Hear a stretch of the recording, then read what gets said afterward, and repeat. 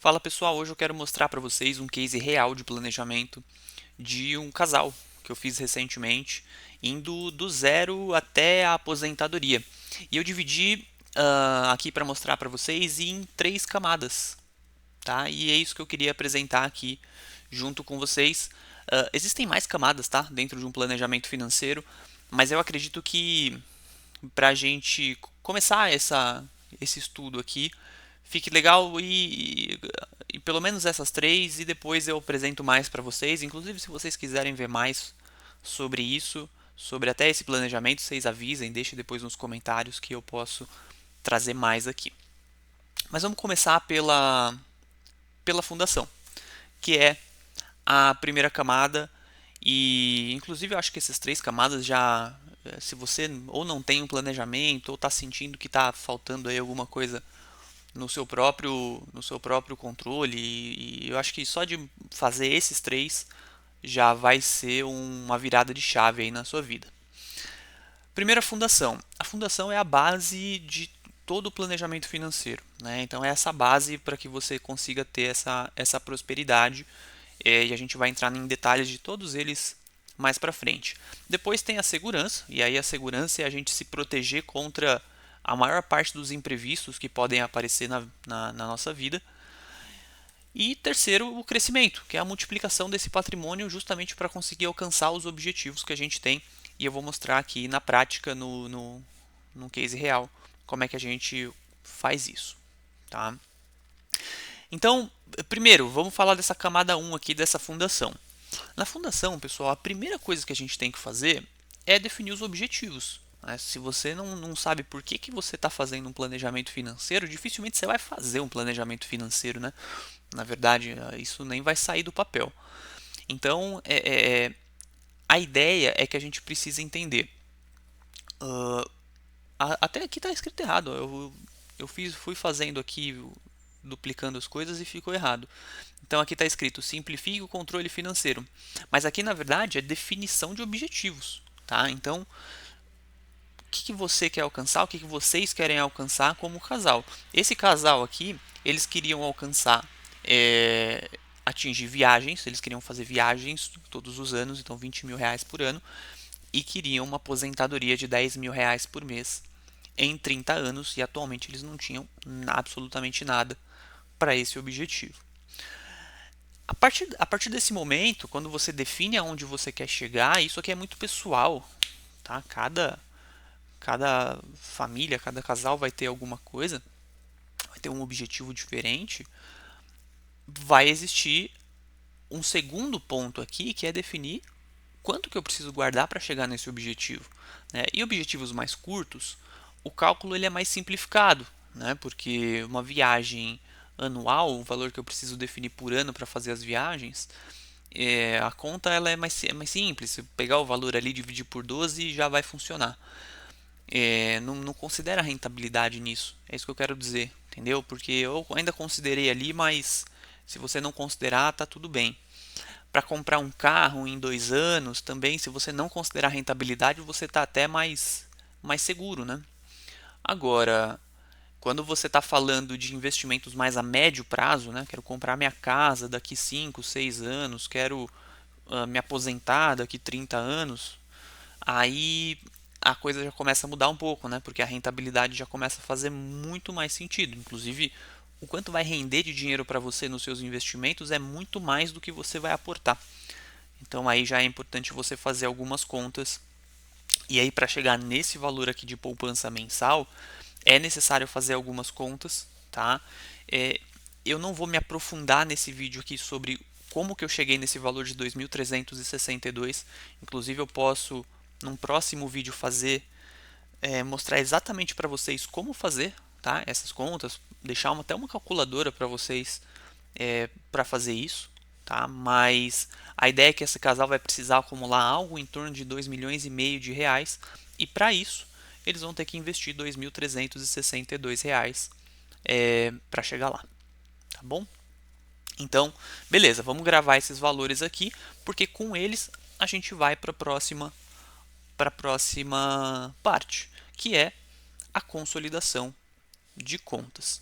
Então, na consolidação de contas, Se eu estou lidando com casais, na verdade sempre que eu estou lidando com casais, pessoal, a ideia aqui é.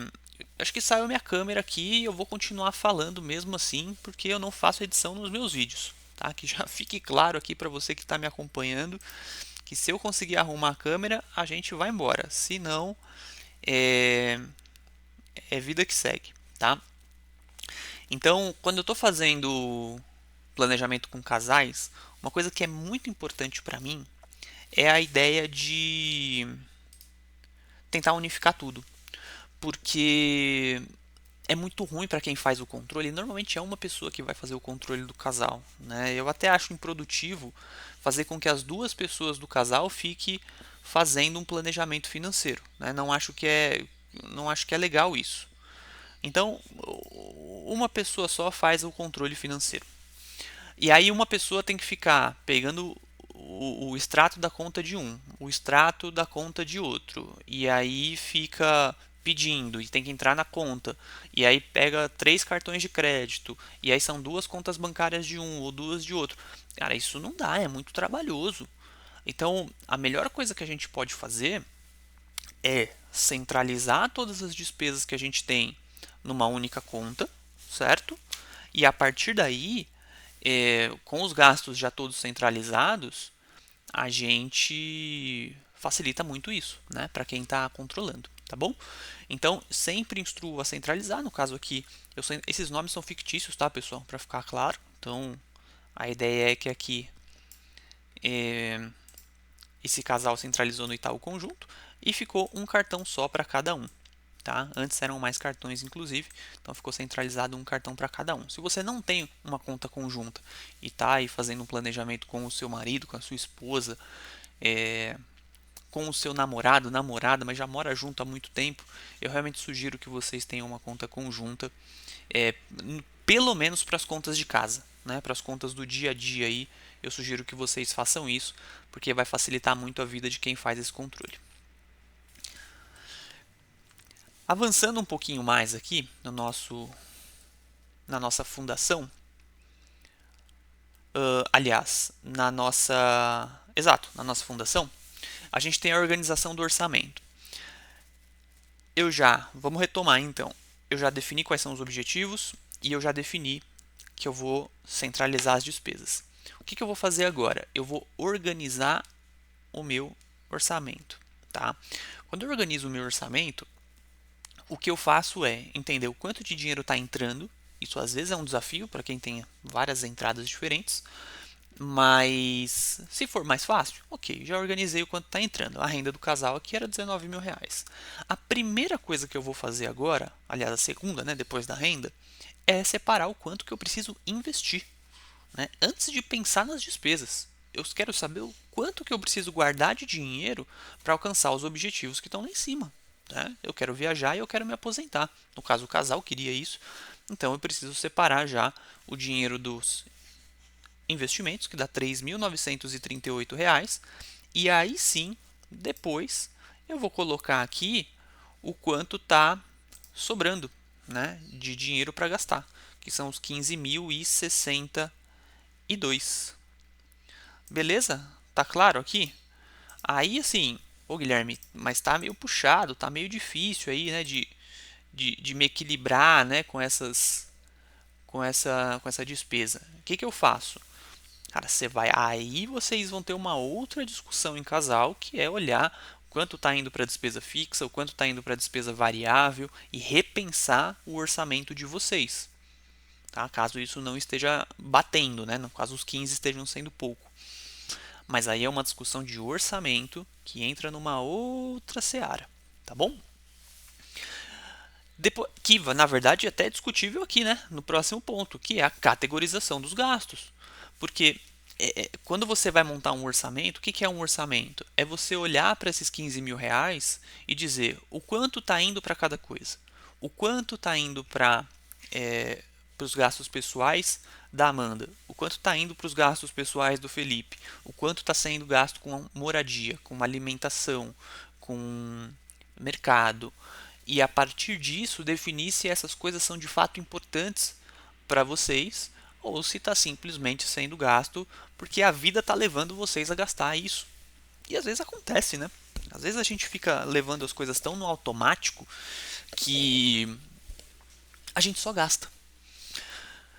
É, o importante é que a partir do momento que a gente define os objetivos, a gente define o que é essencial na nossa vida, né? Então é viajar e a aposentadoria. Então esse é o essencial, né?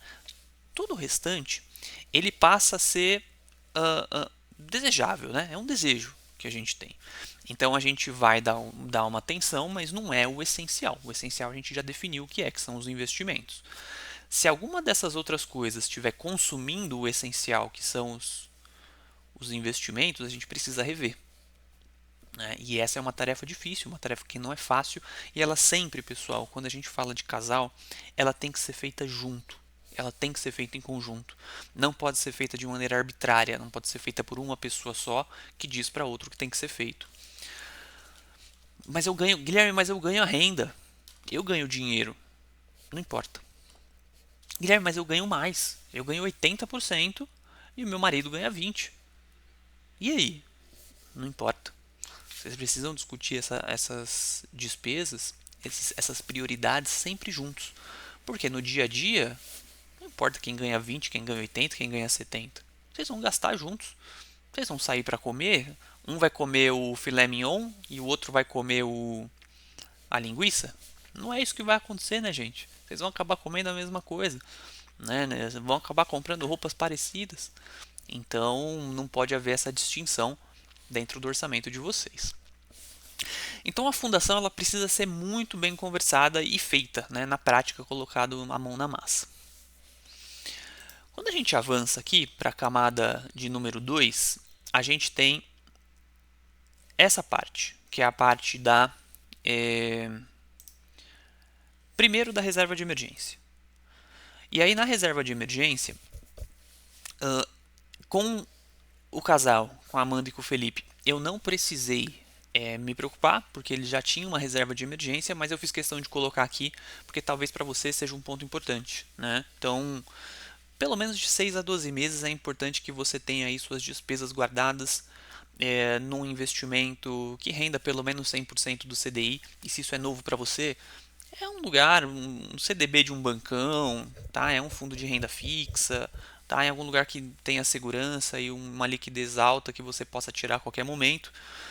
Basicamente é isso, tá? Um dinheiro que você não vai ficar mexendo. Aí sim, depois disso você vai pensar em viagem, você vai pensar em, em aposentadoria e por aí vai. E a outra parte da segurança vem na sua proteção contra acidentes, contra é, danos a bens, contra processos que você possa ter caso a sua profissão seja uma profissão de risco, tá? Outras coisas desse tipo. Então, existem algumas perguntas e respostas que são essenciais para mensurar uma proteção, uma parte de segurança de um planejamento financeiro. Por exemplo, tá? Algumas delas aqui. Se um acidente acontece e você perde a sua força de trabalho, há capital suficiente para você manter o seu padrão de vida?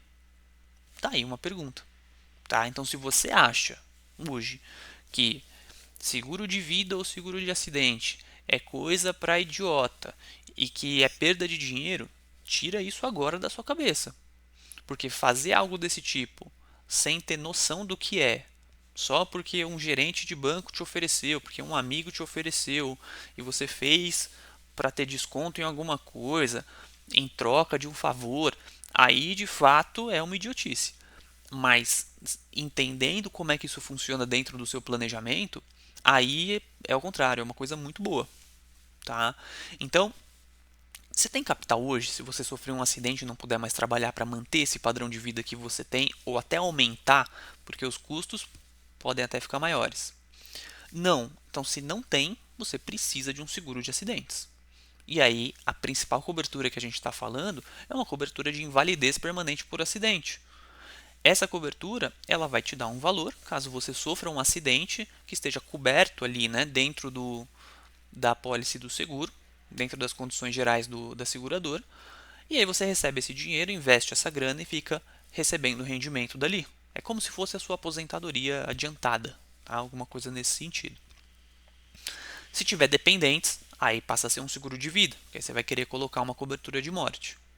Tá? A ideia é essa. E o valor da cobertura é uma cobertura muito parecida, falando do invalidez, muito parecida com o que você precisaria para se aposentar.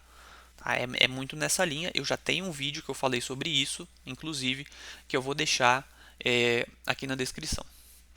O carro está segurado e com cobertura adequada? Outro ponto, né? Tenho carro, bati o carro, vou tirar todo o dinheiro da minha reserva para fazer isso, para resolver? Aí depois eu tenho que passar mais um ano guardando dinheiro para minha reserva, aí eu não viajo, aí eu não guardo dinheiro para minha aposentadoria. Meu casamento começa a ter problema, né? Meu relacionamento começa a ter problema porque eu passei um ano sem viajar. Por quê? Porque eu não fiz o seguro do carro, que era só eu pagar um valor ali por ano que estava resolvido, valor baixo, né? Por ano. Imóvel está segurado? No caso aqui, era um imóvel de aluguel, então é mais tranquilo, né? Já não é uma responsabilidade é, do inquilino, é mais do proprietário. Então, pontos de segurança que um planejamento financeiro precisa considerar. A gente avança para o crescimento. No crescimento, então aqui agora sim a gente vai falar de carteira, né, de investimento, vai começar a pensar nos princípios que a gente vai querer para fazer esse dinheiro passar a render. Né? E a primeira coisa que eu vou comentar com vocês é sobre a carteira de viagens. Né? Na verdade, antes disso até, eu quero falar sobre o investimento por objetivos. Tá? Quando você começa a entender que o seu dinheiro ele não é um bolo único, que o seu dinheiro ele precisa ser dividido, ele precisa ser segmentado de acordo com os objetivos que você tem, você começa a ter uma clareza sobre as coisas, sobre o dinheiro que você pode gastar e o dinheiro que você não pode, a viagem que pode fazer ou não, a reserva que você tem e não tem, e o quanto você pode e onde você pode investir ou não. Olha a clareza que você tem quando o seu dinheiro de viagem ele está investido num lugar que você sabe que está com uma liquidez imediata, né? Que você, se você precisar comprar uma passagem porque teve uma promoção e você fala, meu Deus, eu quero já ir para fora do país, vou comprar uma passagem que está em uma promoção incrível, estou monitorando as passagens e eu preciso do dinheiro agora, e você sabe que o dinheiro está lá com liquidez. É diferente de você ter pego uma boa parte dos seus investimentos e ter colocado num CDB, num LCI, numa LCA, numa renda fixa presa para 5 anos. Aí o que você faz? Resgata e paga e toma um deságio na cabeça, né? Então, isso que não pode acontecer. Então, quando você separa as coisas, fica muito mais claro, tá? Então, essa é a minha sugestão e a sugestão da Ballast, aqui, que é a minha empresa. Então, a carteira de viagens, a ideia é investimentos de curto prazo e baixo risco, né? Então, o fundo de renda fixa já vai atender bem, algo em torno de 105 ali, por cento do CDI, e D mais 2, tá? D mais 2 é pedir o dinheiro hoje, em 2 dias, o dinheiro já está disponível na minha conta, caso eu precise fazer alguma coisa, tá? É assim que pelo menos eu gosto de pensar e de trabalhar, tá? Aqui, se eu vou usar o dinheiro todo ano, eu não quero ficar com o meu dinheiro preso, tempo nenhum e nem correr risco. Carteira de aposentadoria. Aqui você já, o dinheiro da sua aposentadoria é o dinheiro que você mais pode correr algum tipo de risco, caso você queira e possa, né? E deixar o dinheiro trabalhar para você no longo prazo. Tá? Então, aqui a gente com esses clientes a gente já usou uma carteira um pouco mais moderada, que era o perfil deles, e aí a gente tem uma expectativa de retorno aqui em torno de 125% do CDI, em torno disso. Tá? Eu não vou entrar em detalhes de investimentos ainda nessa reunião, mas eu quero passar conceitos nessa reunião. Olha o hábito de fazer reunião. Eu não vou passar nesse vídeo, tá? Mas eu quero falar de investimentos com vocês ainda muito em breve, caso eu ainda não tenha feito nenhum vídeo sobre isso. Mas tem conceitos que são muito importantes para a gente discutir. Por exemplo, o primeiro conceito é que você sempre tem que investir no que você entende, tá? Porque eu sei que muitos de vocês que estão vendo esse vídeo já investem em alguma coisa. Então, se você não está conseguindo explicar no que você investe em 2 minutos, em 3 minutos, você não consegue explicar de maneira clara no que você está investindo, repensa. Vê se é isso mesmo aí que você deve estar investindo, porque talvez você está arrojado demais, né? Dá um passo para trás.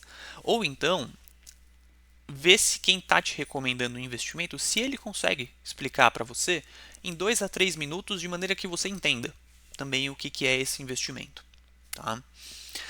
Qual que é o risco que você pode estar disposto a correr? Esse é o seu perfil de risco. Nem sempre investir em Bitcoin, por exemplo, vai ser o investimento ideal para todo mundo. Tem gente que vai precisar ficar talvez um pouco de fora disso. Aí um Bitcoin subiu 100% no ano. Aí você vai falar, meu Deus, eu devia ter investido. Mas para subir 100% ele caiu 30%. Você teria aguentado? Ou você teria tirado antes? É por isso que você precisa entender qual é o risco que você está disposto a correr para passar pelo turbilhão. E por último, invista, meu amigo e minha amiga, todos os meses. Não fica pensando muito se esse momento é legal, se a política tá boa, se o Lula vai falar alguma coisa esse mês, se talvez o Bolsonaro vai ser preso, né? Esquece isso, tá? Deixa isso de lado. Todos os meses você investe, tá? A partir do momento que você entendeu o que você vai investir, que você já mensurou o seu risco e viu que aqui você vai, né? Até aqui você vai e faz sentido para você, você investe todo mês. Se você pegar esses 3 princípios pelo menos e começar, eu tenho certeza que você vai ter um planejamento muito bem sucedido nos investimentos, e nessas 3 camadas que eu passei para você também vai ser muito legal o seu planejamento financeiro. E me diz aí, dessas 3 camadas, se tem alguma que você está precisando olhar com um pouco mais de cuidado e por quê, tá bom? Bom, grande abraço para você e até o próximo.